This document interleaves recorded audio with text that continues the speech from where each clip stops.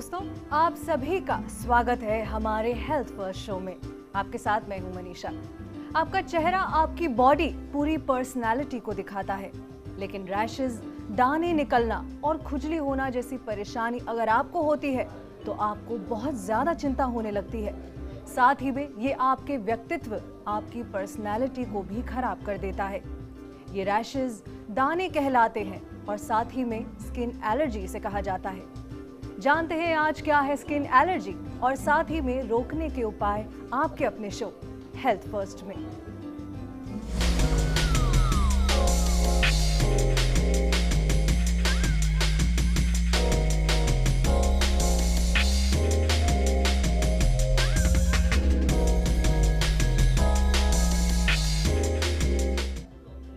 दोस्तों, त्वचा की एलर्जी यानी कि स्किन एलर्जी कई तरह से आपको परेशान कर सकती है।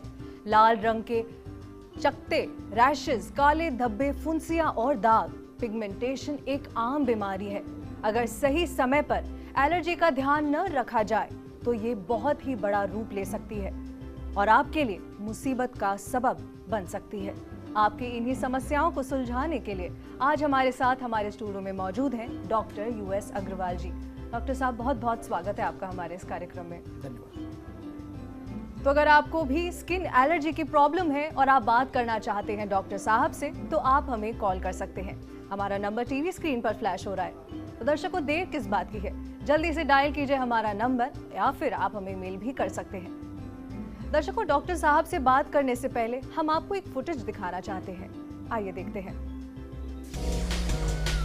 त्वचा आपकी खूबसूरती का आईना होती है। आकर्षक दिखने के लिए आप कितने ही जतन करते हैं, लेकिन आपकी स्किन पर एलर्जी हो जाए तो एलर्जी से बचने के लिए आप क्या करते हैं? क्या आप जानते हैं कि एलर्जी से आपकी त्वचा बेहद खराब हो सकती है?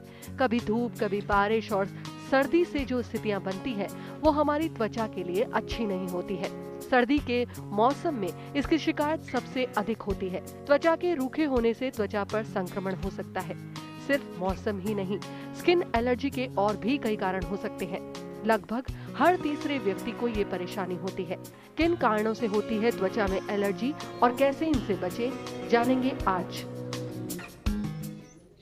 तो डॉक्टर साहब, ये तो बात हुई कि किस तरह से हमारी त्वचा हमारे लिए बहुत ज्यादा मायने रखती है। तो सबसे पहले मैं आपसे एक बहुत ही बेसिक प्रश्न पूछना चाहूंगी कि स्किन एलर्जी होती क्या है और ये कितने टाइप की होती है, कितने प्रकार हैं इसके? मनीषा जी, स्किन के एलर्जी के बहुत सारे कारण होते हैं और एक सबसे कॉमन जो कारण होता है उसको हम कहते हैं आर्टिकेरिया या पित्ती उछलना, दापड़ होना, जो कि हम एक सामान्य लैंग्वेज के अंदर हमारे मरीज इसको यूज़ करते हैं इस भाषा को। और इसके अंदर हमारी बॉडी के अंदर लाल लाल चकत्ते उभर के आते हैं और उसमें काफ़ी खुजली चलती है। कई बार इसमें इतनी एलर्जी इतनी ज़्यादा होती है कि होंठ सूज जाते हैं, श्वास नली सूज जाती है और मरीज की जान पर बनाती है। आर्टिकेरिया के बहुत सारे कारण होते हैं, जैसे अगर मान लो पेट में कीड़े हैं, कोई ड्रग आपने खा लिया, कोई फूड आपने जो आपकी बॉडी को सूट नहीं करता है वो आपने खा लिया, या जो है आपको किसी तरह का इन्फेक्शन है। इवन गले का इन्फेक्शन भी कई बार आर्टिकेरिया बन के आता है। बहुत से जो पेशेंट को बार बार आर्टिकेरिया होता है उनको यूरिनरी पेशाब की रास्ते के अंदर इन्फेक्शन होता है।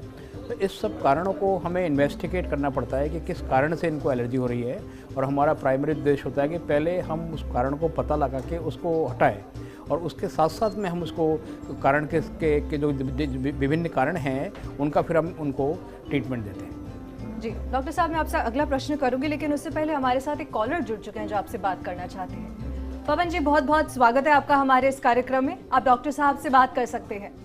डॉक्टर साहब नमस्कार। नमस्कार। हाँ, ये सर एक तो मेरे सिर में सर पिछले 4-5 सालों से छोटी छोटी फुंसे निकलती है, 2-3 दिन में ठीक होती है और पपड़ी जैसा निकलता है, और पैरों में भी ऐसे ही है। आपको सिर में अगर खुजली चलती है, फुंसी बनती है और पपड़ी निकलती है तो शायद आप डैंड्रफ या सीबोरिक कैपाइटिस से ग्रसित हैं, जो कि सामान्य भाषा में हम इसको डैंड्रफ होना या रूसी होना कहते हैं। और क्योंकि आपको ज़्यादा है इसलिए उसमें पपड़ी भी जलना चालू हो गई है। आपको एक लोशन आते हैं, बीटामेथिसोन लोशन, उसमें ऑयल मिलाकर यूज़ करिए, और साथ में कीटोकोनाजोल का शैम्पू आते हैं मार्केट में, उनको आप हफ्ते में 2 बार प्रयोग कीजिए।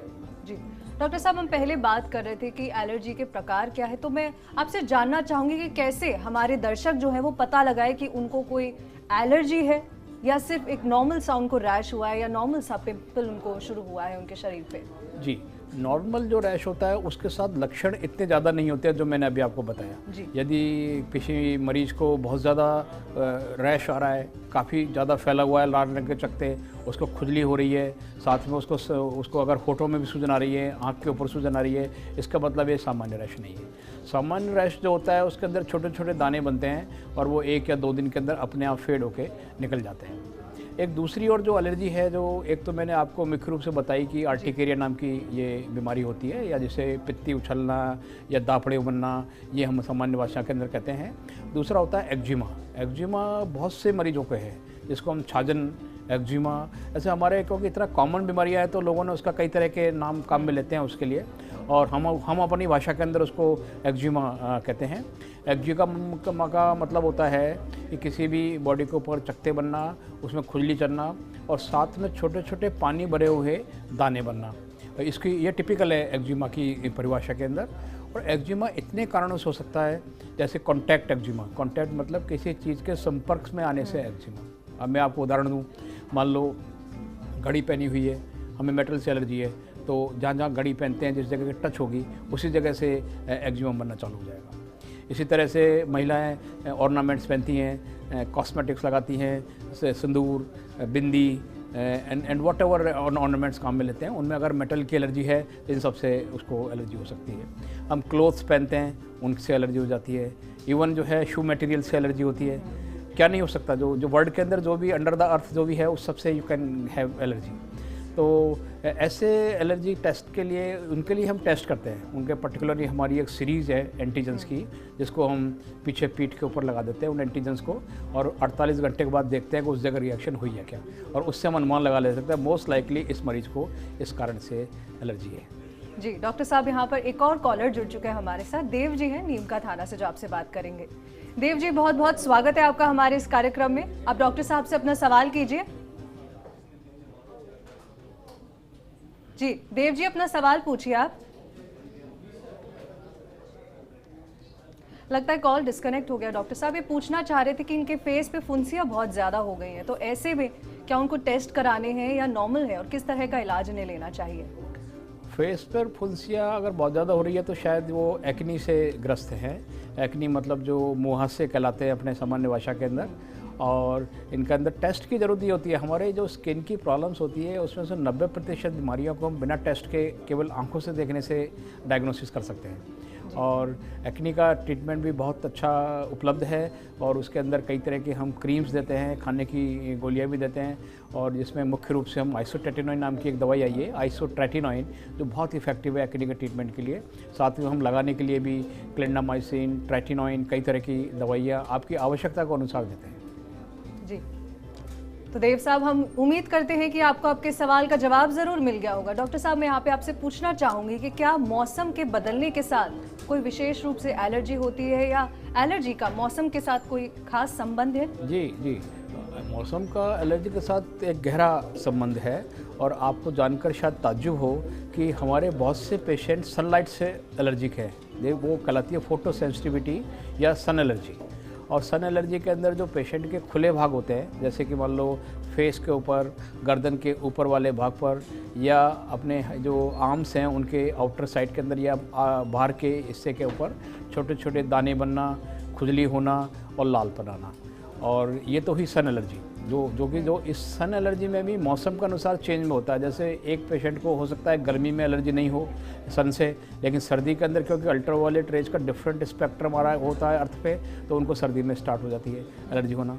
एक दूसरा जो कॉमन जो मौसम से रिलेटेड जो एलर्जी है वो है फाइटोडर्मेटाइटिस। Phyto means plants. बहुत से पेशेंट्स को प्लांट्स से एलर्जी है। आपने कभी नाम सुना हो कभी प्लांट एलर्जी के अंदर, पार्थेनियम नाम का एक प्लांट है जो कि बहुत कॉमनली हमारे घरों के आसपास के बाहर पे गार्डन्स में, नालों के आसपास में मिलता है, और इसको गाजर ग्रास भी कहते हैं। और इसके जो पोलन्स होते हैं उनसे भी जो है उड़ के हवा से लगती है और एक पर्टिकुलर मौसम के अंदर ही फिर वो उनके पोलन्स निकलते हैं। बहुत से प्लांट्स हैं जिनके कि पोलन्स एक पर्टिकुलर मौसम में निकलते हैं, तो उसी जिस प्लांट से पेशेंट को एलर्जी है उसी मौसम के अंदर फिर उसको वापस एलर्जी होगी। जैसे मैं आपको अभी आर्टिकेरिया बता रहा था, आर्टिकेरिया के अंदर भी एक पर्टिकुलर मौसम के अंदर ही पेशेंट को एलर्जी हो सकती है अगर पोलन से एलर्जी है। जी डॉक्टर साहब आगे बढ़ेंगे, लेकिन उससे पहले हमारे पास एक और कॉलर जुड़ चुके हैं। धर्मेंद्र जी हैं टोंक से, जो आपसे बात करना चाहते हैं। धर्मेंद्र जी, बहुत बहुत स्वागत है आपका हमारे इस कार्यक्रम में। आप डॉक्टर साहब से बात कर सकते हैं। जी अपना सवाल पूछिए। हाँ, नमस्ते डॉक्टर साहब। नमस्ते। मैं ये पूछना चाह रहा था, मेरी मदर की एज 55 ईयर्स है। उनके 8-10 साल से मतलब वो रहे दांत पीछे बैक साइड में उनके मतलब वो लाल लाल धब्बे भी हो जाते हैं और क्या नाम से उनके जैसे ही दवाई लगाती है, वेलवेट ट्यूब भी लगाई थी, होम्योपैथी में भी इलाज चलाया है और वो मिट जाते हैं, लेकिन वापस से बहुत ज़्यादा हो जाते हैं। बैक के ऊपर उनके ऊपर के हिस्से पे है या नीचे के हिस्से पर है? सर बम पे है और नीचे तक फैल गया अभी है। तो आपको शायद आपकी मदर को फंगल इन्फेक्शन है। फंगल इन्फेक्शन एक तरह का फंगस होती है, उसके कारण होती है, और उसमें जो आप ट्यूब का नाम बता रहे हैं उसमें स्टेरॉयड होता है, तो वो प्रयोग नहीं करिए। एक मार्केट के अंदर प्योर एंटी फंगल क्रीम्स आती है, क्लोट्राइमेजोल, कीटाकोनाजोल क्रीम्स, आप वो प्रयोग कीजिए। और खाने में भी आप कीटाकोनाजोल की टैबलेट आती है, वो कामिल है। ये जितनी भी आप ट्यूब्स बता रहे हैं जिसके अंदर स्पेशली जिनमें स्टेरॉयड है, बीटामेथासोन, इस तरह की क्रीम काम में मत लो। उससे एक बार तो टेम्परेरी ठीक हो जाएगा, लेकिन वो धीरे धीरे वो आगे बढ़ता रहेगा। तो धर्मेंद्र जी, आपको डॉक्टर साहब ने ट्यूब का नाम बता दिया है जिससे आपकी माँ, हम उम्मीद करते हैं कि जल्दी उनकी एलर्जी दूर हो जाएगी। हमारे अगले कॉलर जी मिथिलेश जी हैं जो आपसे बात करना चाहते हैं। मिथिलेश जी, बहुत बहुत स्वागत है आपका हमारे इस कार्यक्रम में। आप डॉक्टर साहब से बात कर सकते हैं। हेलो। हाँ सर जी पूछिए। हाँ मेरे क्या है मतलब। हेलो जी पूछिए, अपना सवाल पूछिए। हाँ मैं पूछ रही हूँ, मतलब खुजली आती है, सब शरीर से दाने दाने निकल आते हैं, लाल चमड़ी हो जाती है और जलन भी होती है। जी कितने समय से हो रही है मिथिलेश जी? 7 साल हो गई। कितना समय हो गया मिथिलेश जी 7-8 आपको? साल कह रहे हैं। 7-8 साल हो गए। साल हो गए। अच्छा, तो 7-8 साल से अगर आपको एलर्जी है तो कुछ टेस्ट भी करा सकते हैं, क्योंकि जो लंबी एलर्जी के पेशेंट होते हैं केवल उन्हीं को हम टेस्ट एडवाइस करते हैं। तो शॉर्ट पीरियड के होते हैं, जैसे मान लो महीने 2 महीने की एलर्जी का पेशेंट होता है, उनमें हम एलर्जी का टेस्ट नहीं कराते हैं। लेकिन अगर आपको 7-8 साल से है तो एक बार आपको कुछ टेस्टों की ज़रूरत भी पड़ सकती है। आप एक ब्लड शुगर का भी टेस्ट कराइए और साथ में आप जो सेट्रिजिन नाम की एक खुजली की गोली आती है वो आप प्रयोग में लीजिए। जी डॉक्टर साहब, कई बार ऐसा होता है कि हम समझ नहीं पाते हैं कि क्या ये सिर्फ एक्ने की प्रॉब्लम है या नॉर्मल प्रॉब्लम है, बहुत बड़ी एलर्जी है।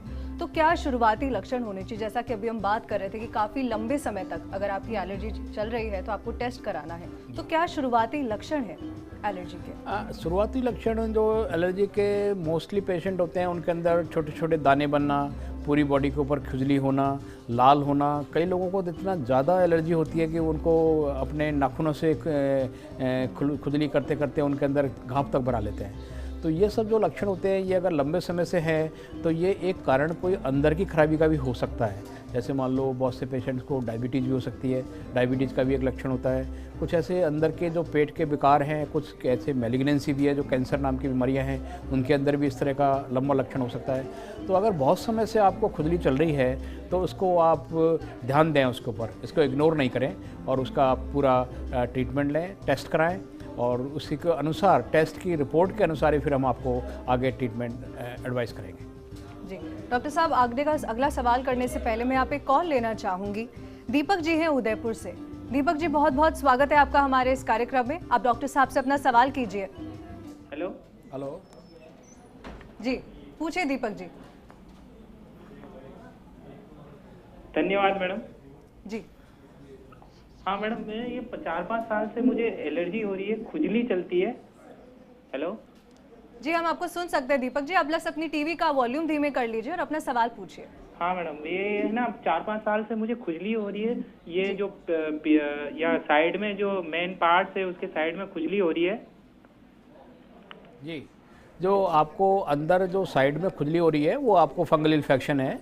और जैसा मैंने अभी पिछले वाले कॉलर को भी बताया था कि इसके लिए फंगस की ट्यूब आती है क्लोट्राइमेजोल या कीटोकोनाजोल के नाम से कि मार्केट में, ये मैंने आपको दवाई का सॉल्ट का नाम बता रहा हूँ, ये कई ब्रांड्स नेम से आती है जो आपका केमिस्ट बताएगा। और साथ में इनकी टैबलेट भी आती है कीटोकोनाजोल एंड फ्लुकोनाजोल। और जैसे मैंने आपको बताया कि हमारे बहुत से पेशेंट ये साइड की जो खुजली है या फेस पे खुजली है उसके लिए स्टेरॉयड क्रीम काम में लेते हैं, और स्टेरॉयड क्रीम में काम में लेने से आपको बहुत नुकसान होता है। और मार्केट में कुछ ब्रांड्स तो इतनी पॉपुलर हैं कि जब भी पेशेंट किसी केमिस्ट के यहाँ जाता है और पूछते हैं कि सर मुझे खुजली चल रही है, तो हो सकता है कि वो आपको कॉर्टिकोस्टेरॉइड ट्यूब दे दे। तो मैं आपको इस माध्यम से आपको आगाह करना चाहता हूँ कि इस तरह की कॉर्टिकोस्टेरॉइड के जो ट्यूब्स हैं वो काम में नहीं ले।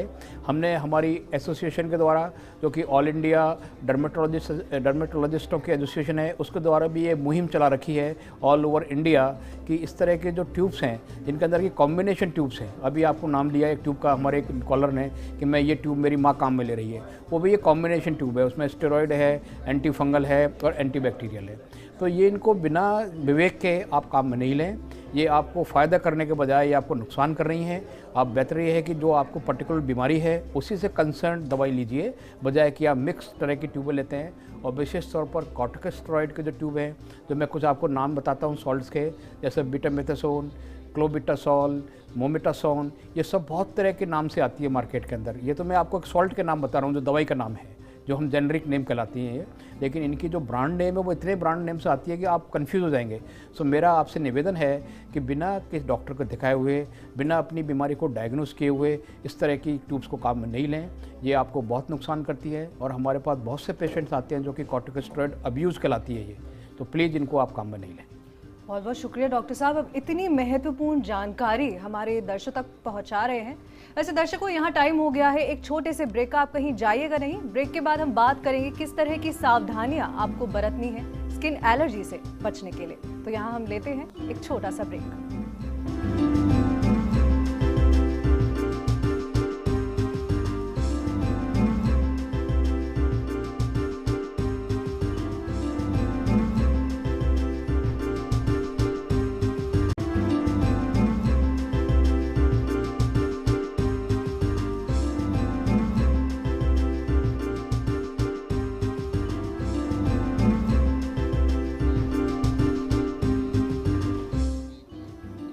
ब्रेक के बाद आप सभी का फिर से स्वागत है हेल्थ फर्स्ट में। आज हम ले रहे हैं स्किन एलर्जी विशेष प्रोग्राम। डॉक्टर साहब, यहाँ पर एक और कॉलर है हमारे साथ, भूमिका जी हैं जो आपसे बात करेंगी। भूमिका जी, बहुत बहुत स्वागत है आपका, आप डॉक्टर साहब से बात कीजिए। जी भूमिका जी, अपने सवाल कीजिए और अपने टीवी का वॉल्यूम आप प्लीज धीमे कर लीजिए। मैडम, मेरे पूरे शरीर पे है ना बारीक बारीक फुंसियाँ बनती हैं और फिर वो है ना बड़ी होके चक्के से बन जाते हैं। आपको कितने समय से हो रही है भूमिका जी ये फुंसियाँ? ये मुझे करीब 2 साल से तो रेगुलर ही है, कभी मिटती नहीं है। जी जी, तो आपको अगर 2 साल से एलर्जी है और छोटी छोटी फुंसी बनती हैं तो बीटामेथासोन लोशन को कोकोनट ऑयल के साथ मिला के लगाइए और साथ में सेट्रिजिन की गोली खाइए। आपको थोड़े से लंबे समय तक ये करने से धीरे धीरे आपकी एलर्जी ठीक हो जाएगी।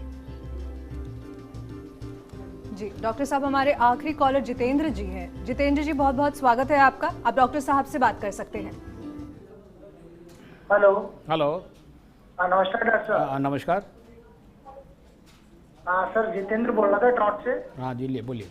सर, मेरे क्या है, नाक और मूंछ और ठोड़ी के आसपास छोटे छोटे दाने हो जाते हैं, फिर उसमें से पस निकलने लगता है सर।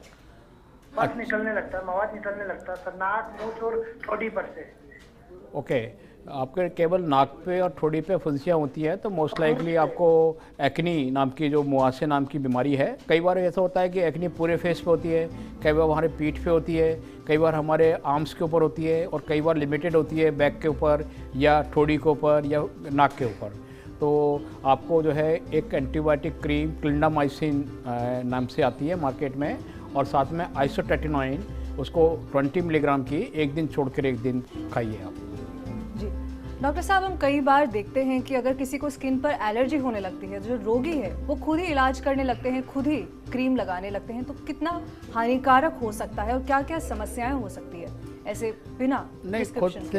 से इलाज करने से तो मनीषा जी हमेशा हमें संभावना रहती है कि हम अपने आप को नुकसान पहुंचाएंगे। जो हमने आपको टीवी के माध्यम से भी बताया है, जो हमने सलाह दी है, वो एक तात्कालिक उपचार के तौर पर आपको एक जनरल सलाह दी है और हमेशा अपने चिकित्सक को दिखा के ही दवा लेनी चाहिए।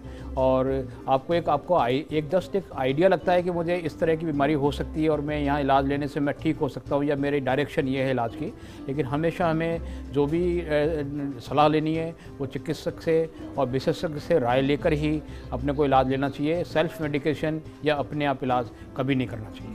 जी डॉक्टर साहब, स्किन की समस्या होती है तो सुनने को मिलता है कि ऐसे समय में खाने में बहुत ज़्यादा सावधानी बरतनी चाहिए।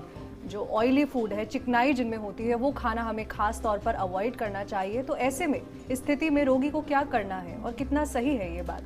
नहीं, मैं इसमें जो फूड एलर्जी या फूड का रेस्ट्रिक्शन है उससे मैं बहुत ज़्यादा इस चीज़ को मैं अपने मरीजों को डिस्करेज करता हूँ। उनको कभी भी ये सलाह नहीं देता हूँ कि आपको पर्टिकुलरली हर बीमारी के अंदर ये खाना बंद कर लेना चाहिए, क्योंकि जितना हम सोचते हैं, हमारी एक साइकी है कि जब फूड का क्या कोई बहुत बड़ा रोल है और हमें परहेज़ ज़रूर करना चाहिए खाने से। हमारी स्किन की बीमारियों में 90% से 95% बीमारियों के अंदर डाइट का कोई रोल नहीं है। मैं स्पष्ट तौर पर कह रहा हूँ आपको कि 90 to 95% बीमारियों के अंदर फूड का कोई रोल नहीं है। जो सामान्य फूड हम हमारे परिवार के लोग खाते हैं वही हमें खाना चाहिए, लेकिन ये मैं ज़रूर आपको सलाह दूंगा कि एक्सेसिव या बहुत ज़्यादा कोई चीज़ नहीं खाइए। जैसे आपने ऑयली फूड का एग्जांपल दिया, तो नॉर्मली जो हमारे घर के अंदर ऑयली फूड्स बनते हैं वो हम खा सकते हैं, लेकिन ज़्यादा एक्सेसिव मत खाइए। एक्सेसिव मिल्क भी मत लीजिए। एक्सेसिव जो है या बहुत ज़्यादा आप ऑयली फूड या मीठा फूड ये सब अवॉइड करना चाहिए। बाकी जो सामान्य तौर पर आपके परिवार के लोग खाते हैं वो सब आप नॉर्मल तौर पर ले सकते हैं, क्योंकि परहेज़ करना एक बहुत बड़ी समस्या है। अगर मान लो आपसे कहे कि एक पर्टिकुलरली चीज़ बंद कर दीजिए तो आपको कार्विंग होती है, आपकी इच्छा करती है कि मैं यही चीज़ खाऊं, और आपके परिवार वाले ही परेशान रहते हैं कि भाई तूने ये खा लिया इसलिए तुमको वापस हो गया।